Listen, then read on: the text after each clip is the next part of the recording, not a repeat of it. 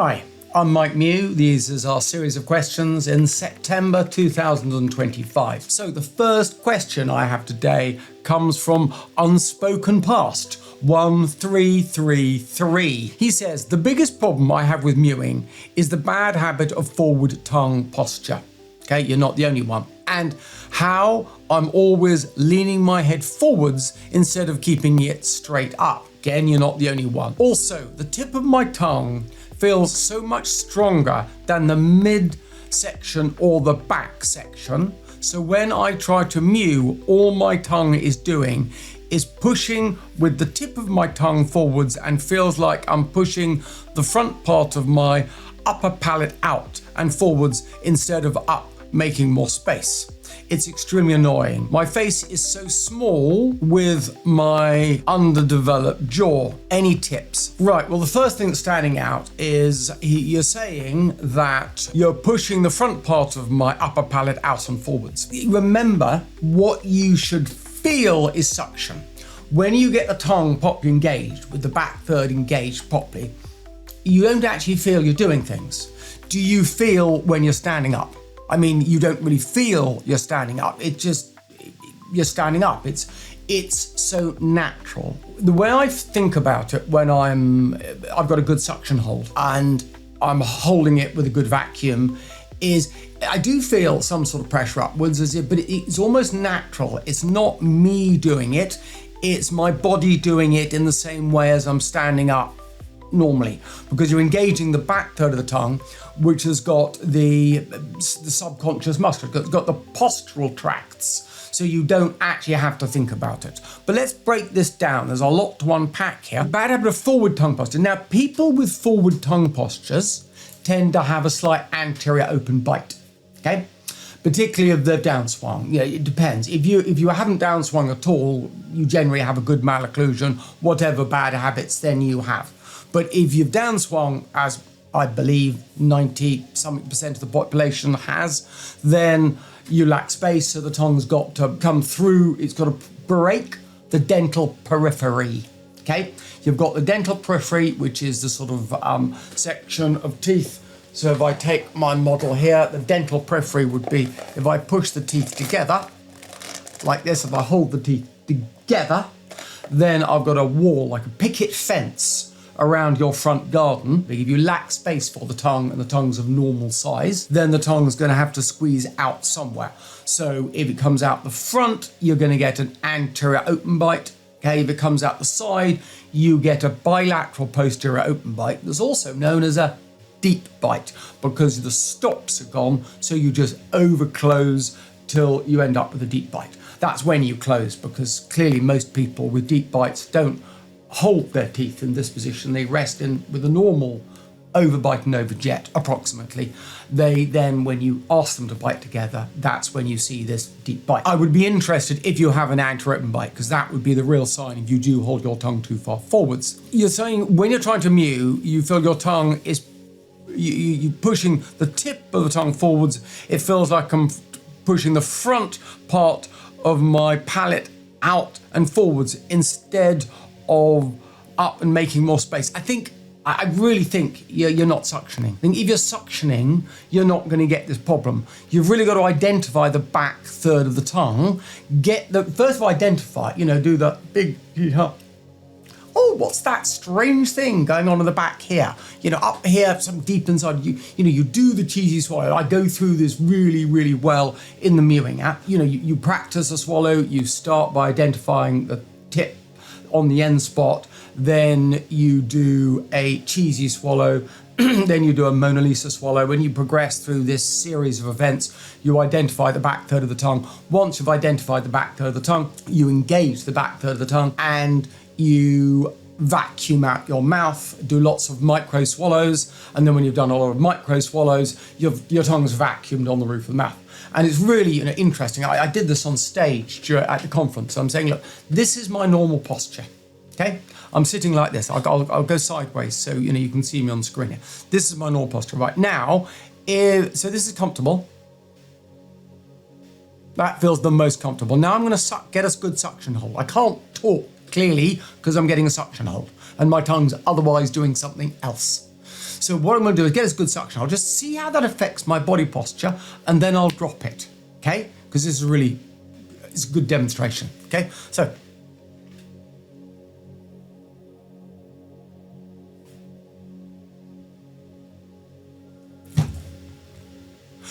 it's just, you go from here to here. And what's really interesting and fundamental is that you feel more comfortable in this different position. You actually feel more comfortable with better posture. And that's the whole thing about mewing, is it's got to be comfortable. I mean, unspoken past, if you're pushing, almost by definition, that's not comfort, that's effort, and we want you to be in your comfort zone. I want you to change your comfort zone so you have a new, better comfort zone, but I still want you to be in this new comfort zone, if that kind of makes sense. But my diagnosis, listening to what you're saying, is you've not got a suction hold. You're pushing. And when you're pushing, I mean, that goes against the hard mewing or the soft mewing. So be warned, I've never advocated hard mewing. I've seen some great results from hard mewing. And I guess the more pressure in certain ways, the faster you can get results. But just be cautious, because that risks getting problems. I think, you know, the old phrase is, if you're not mewing what you're doing, you should be soft mewing all the time. If you choose to do some hard mewing at your risk, you might get better results, but the rest of the time, you should be soft mewing. Just maintaining a suction hold, that's how you should be. Okay? All right, listen, unspoken past, get cracking, get a suction hold. I think that would be the answer to your problems. So we're on to the next one, Money Man Rahim. I'm gonna call you Money Man. That sounds a good short. How about temporary hard mewing or even thumb pulling to aid a recessed maxilla, say 1 minute a day, or even a few times a week for extra safety. There's no logical reason not to do hard mewing and thumb pulling if done extremely safely, i.e. short sessions with proper form. It's like going to the gym for your face and someone suggests only doing slow cardio mewing instead of pairing with high intensity weightlifting, hard mewing, which would obviously build muscle faster, or in this case, change jaw structure faster. Yeah, I'm liking what you're saying, mate, and you've worded it nicely. I'm engaging with this. I propose possibly doing thumb pulling for a few minutes every day at a medium intensity, or alternatively hard mewing for a few minutes, then soft mewing for the rest of the day. Thoughts? Yes, I more or less agree with you. Remember, we just don't know the effects of prolonged hard mewing. You know, I've had this thing where people send me an email saying they've done hard mewing and they've got problems and that's all my fault. And I'm going, yeah, but remember, I've never really advocated hard mewing. So look at the Mewing app. My thoughts are in there. Go through this channel. My thoughts are here. And what you're going to see is I don't really advocate hard mewing. It's a really interesting concept. And I think, yeah, Money Man, you're on the money. What you're suggesting, it makes real sense. Clearly, we don't know all the answers, but otherwise, it's a really good question. I can only be in agreement with what you're saying. Okay, the skin under my chin does not get sucked up no matter how hard I try to create a vacuum inside my mouth. Am I doing something wrong? Well, let's have a relatively quick answer to this one.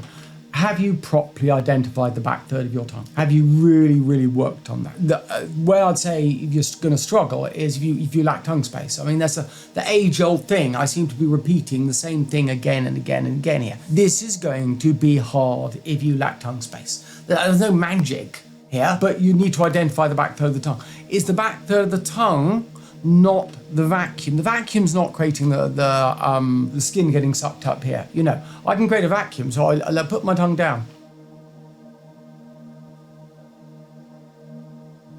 Yeah, it does raise a little bit, but when I actually raise the back third of my tongue, massively different. I mean, orders of magnitude different. It's raising the back third of my tongue, so totally different. Whereas suction's not going to do that. So it's not the suction. The suction will help you hold the back third of your tongue up.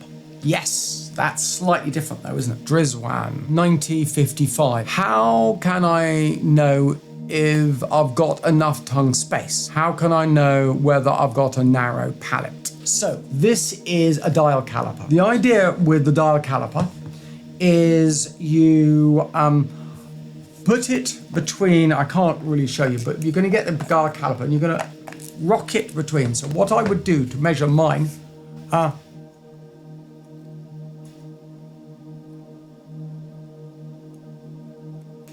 identify the tooth number 6 in the mouth. Clearly, if you've had extractions, that's going to affect you counting because you've had extractions.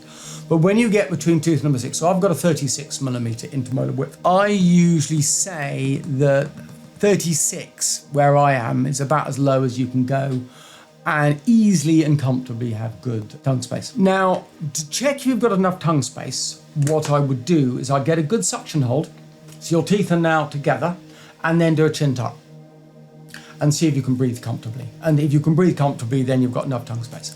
If either of those aren't working, then you're going to compromise. First of all, not chin tucking as much when you first start, or now this is some compromise I've started to make, because what I'm realizing that when I was teaching mewing, I was teaching mewing initially when I first got going only to people who I'd expanded, to these massive amounts. So then when I started teaching people, just people who came to see me and talk to me, or interviews in the internet, I would talk to people who didn't have such tongue spaces, and some of them we even compromised a little bit. And I mean, when I'm talking to more mature people, so I'm talking to some elderly people who I've talked to, I'm not doing consultations, it's just a general conversation. They're never going to change. They're not going to get orthodontics. So I'm simply saying to them, well, even if your tongue's slightly between your teeth, don't stress too much. Just get a vacuum, because that will help you get your mouth closed, and that will help you stand better. It will make you better, even if you're not going to be perfect. So here's a lot of compromises you can do. And to mew, ideally, you need to be able to have your teeth together in butterfly bite with a chin tuck. And remember, a chin tuck not held by your neck muscles, held by the back third of your tongue and some good suction. If you can do that, then you've got enough tongue space. And I would say, rule of thumb, I like to have an intermolar width of 38. You're not going to see that very much in modern people today, though. How many times do I need to drain the maxilla of saliva until the suction position remains without effort? Is it reasonable to do it more than 20 times? I feel that no matter how many times I clean the mouth of saliva, the tongue falls down by itself. Well, you're clearly not getting a suction hold. The suction hold is where it's going to stay there by default. If you make a vacuum, the tongue's going to stay up there.